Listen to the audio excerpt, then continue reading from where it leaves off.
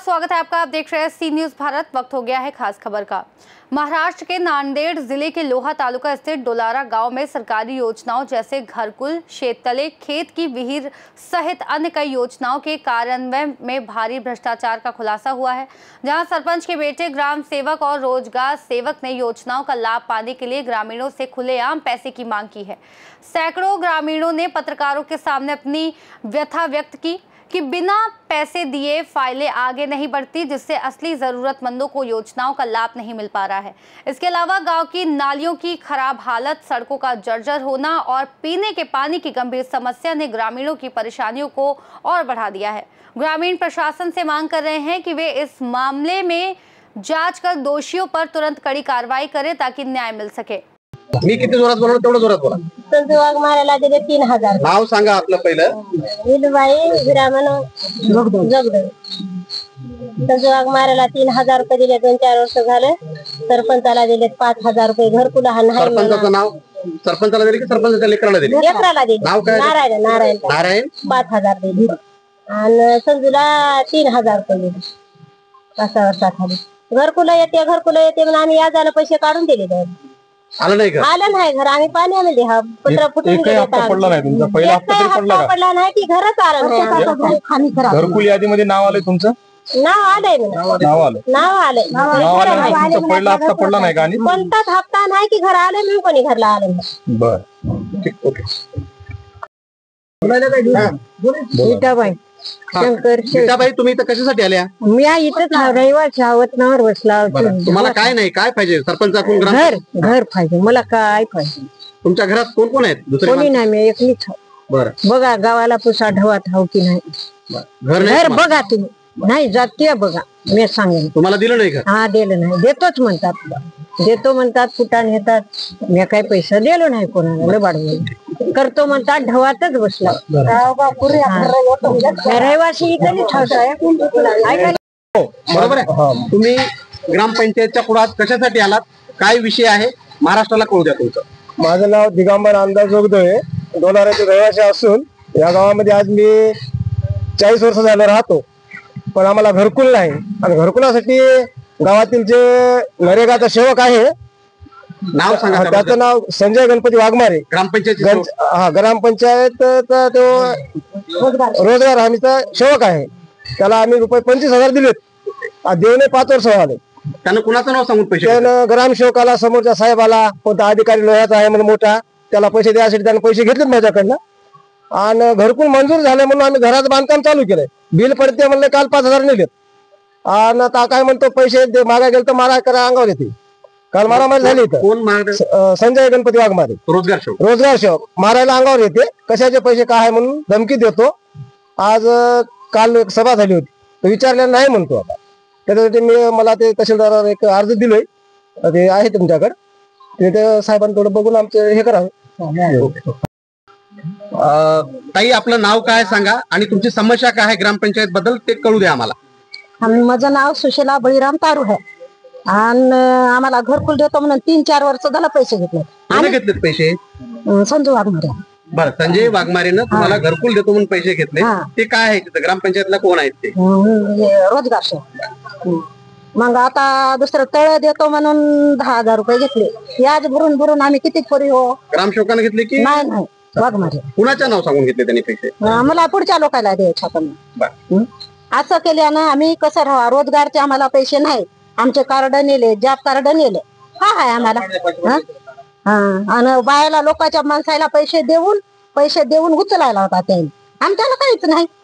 मग आता हे सरकारची योजना का नाही आम्हाला? तुमचं घर झालंय का नाही आता? आमचं घर चला बघा तुम्ही, आमच्या पदरून पैसे गट उचलू घर केले, आणखीन झालं नाही आमचं घर। राहिलेले हप्ते देण्यासाठी काय म्हणतात ग्रामसेवक? राहिला आम्हाला हप्ताच आला नाही। आता येणार आहे म्हणाले, 5000 रुपये नारायणने घेतले, 5 लोकांचे घेतले। आणखीन वाईटपणा गावामधला होईल की यायनं पैसे आम्हाला दिले ना असे म्हणून। नारायण कोण?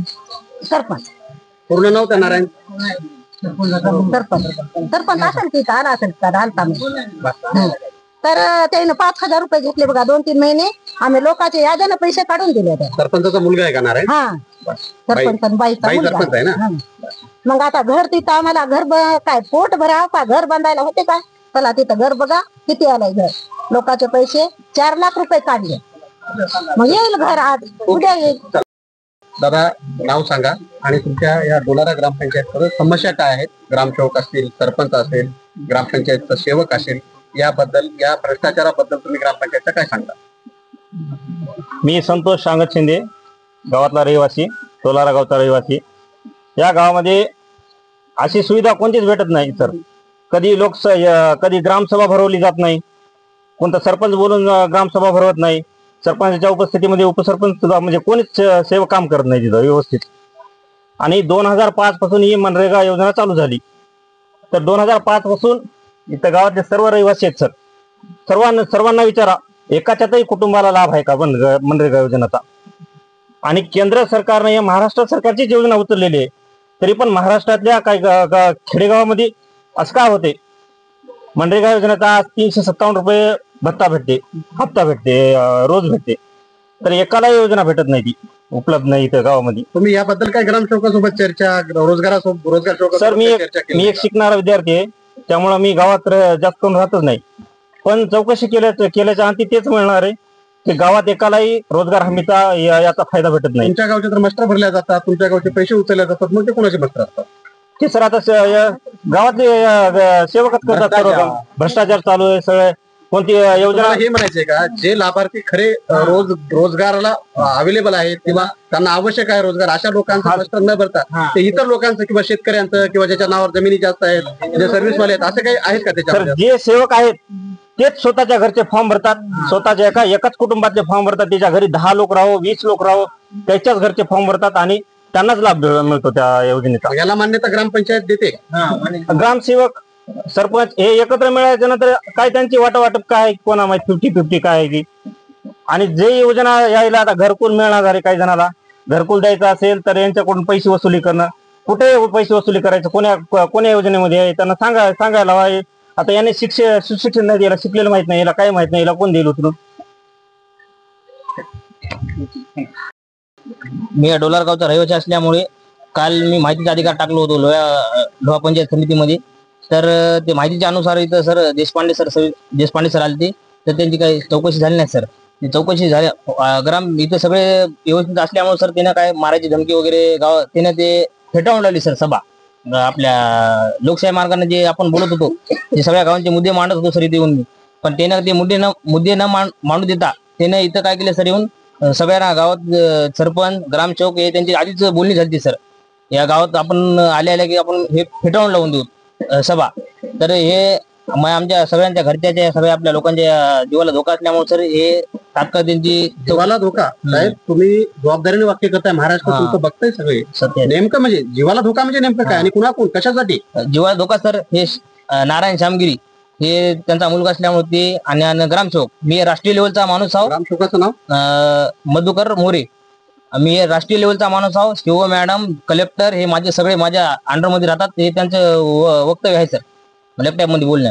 मी म्हणलो सर बघून घ्या म्हणलो गावामध्ये सर सगळे मीडिया आलेत, आपले सगळे लोकसंख्या आपल्या गावात आहे सर. आणि कोणत्याच लोकांना कोणतेच हे भेटलं नाही सर लाभ, घरकुलाचा लाभ नाही. ज्याचं घरकुल नाही त्याला 85,000 बिल पडलेले आहेत. आणि झाडं जे काल जे सभा झाली सर 4 दिवस जे आपल्याला ते 85,000चा काय विषय ते कळू द्या. ते 85,000 ज्याच्या नमुना नंबर 8 नाही, घर नाही, त्या लोकांना त्यानं घर उचलून दिले, त्याच्यावर बिल उचलले सर गावामध्ये. त्या उद्देशानं सर त्याची काही तात्काळ चौकशी झाली नाही. आणि डुप्लिकेट सही करून कुणाची डुप्लिकेट सही? ते आपल्या ग्रामसेवकाची ऑर्डर कोणी केली? शेवकांनी सर, शेवकांनी करून.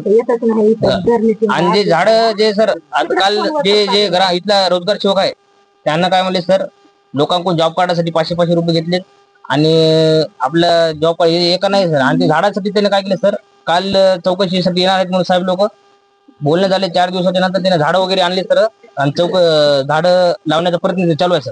हे आमच्याकडे सगळं प्रूफ आहे सर.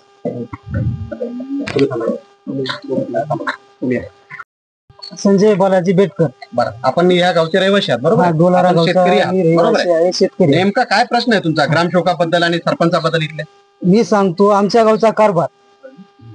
सरपंच ही फक्त नावाला महिला असल्यामुळे सरपंच आहे. बाईचं नाव काय? महिला विमलबाई श्यामगिरी गिरी. त्यांचे पुरे कारभार त्यांचा मुलगा नारायण श्यामगिरी गिरी आणि ते हे सुद्धा आहे, सेवक सुद्धा ग्रामपंचायतचा ते असल्यामुळे दोन्ही सुद्धा तो मुलगाच बघतो. आणि मी सांगतो म्हणजे स्वतः मी या गावचा रहिवासी आहे, माझी जमीन आहे. आज 15,000 रुपये घेऊन प्रत्येकाच्या हिरी मंजूर, ज्याला हिर खणणार नाही त्याच्या सुद्धा हिरी मंजूर केल्या. आणि मला विहीर खंडायची होती, मला शेतीला मला पाणी पाहिजे होतं, मला हिर खंडायची होती.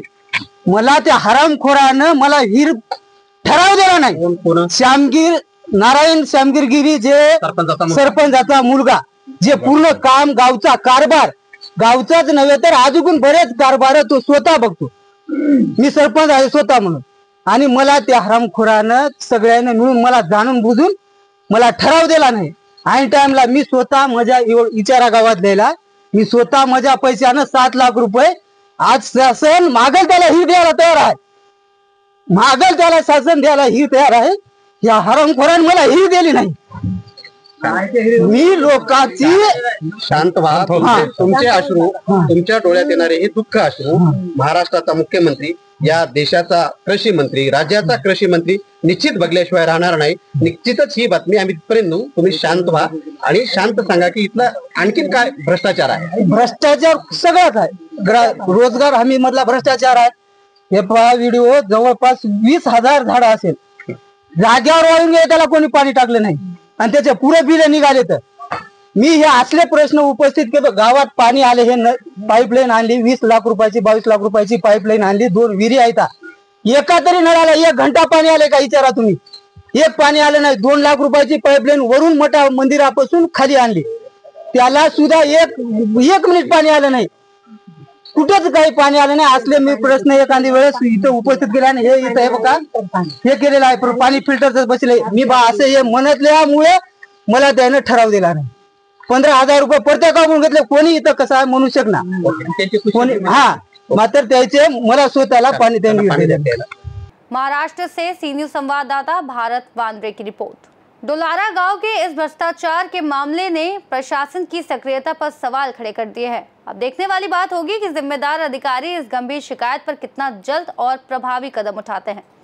इस खास रिपोर्ट में फिलहाल इतना ही। देश और दुनिया की तमाम बड़ी जानकारियों के लिए देखते रहिए सी न्यूज भारत।